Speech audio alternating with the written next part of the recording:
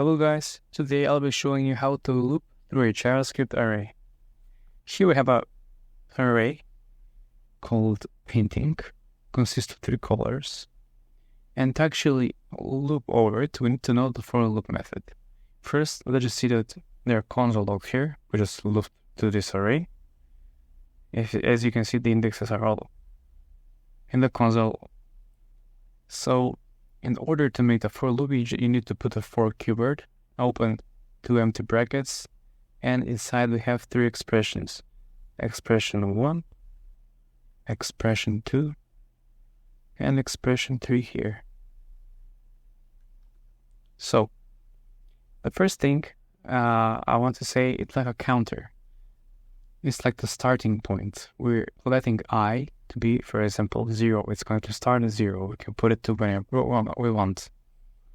So this code becomes this can only be let. This is the starting point. For example, we want the looping to start from the index 0. The second expression is like the endpoint. Like to what number will it stop? So here we've set the endpoint to be the array's length. The second expression is usually made like the index and assigned either greater, smaller, equals. So this will go to be if I is smaller than the painting's length, it should stop. And then I++ is the iteration of it, how we want the array to go, +1 or -1. If we want to go minus, it will go I minus minus. And to actually console log them, we have to put the paintings array and the index inside. As you can see, when we console log it, the array gets looped. Let's just try it. So we're putting the for, and now we want let I equals 0. That's the first thing. Then semicolon, we want the I to be smaller than the painting's length. So that's going to stop it from, it's going to break the loop, and I++. Here is the block of code inside the parentheses, the curly brackets. If we actually console the painting in the array,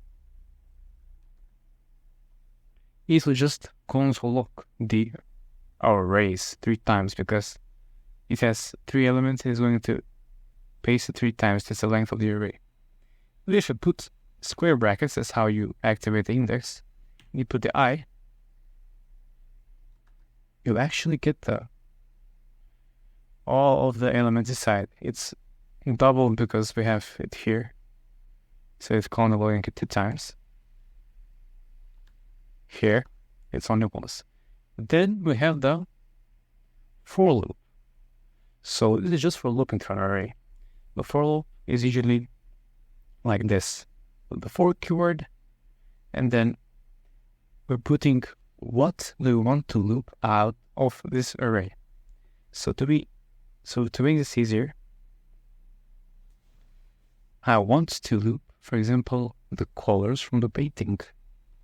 Then I type colors of painting, and then I'll actually console log the colors. And when I do that, as you can see, they're console logged, but this is in the way.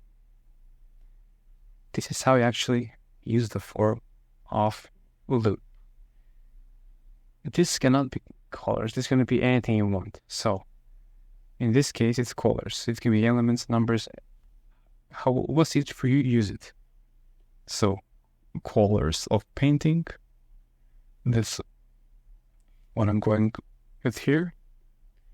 And just console the colors. Guys, that's it. It was that easy. Have a nice day and happy coding.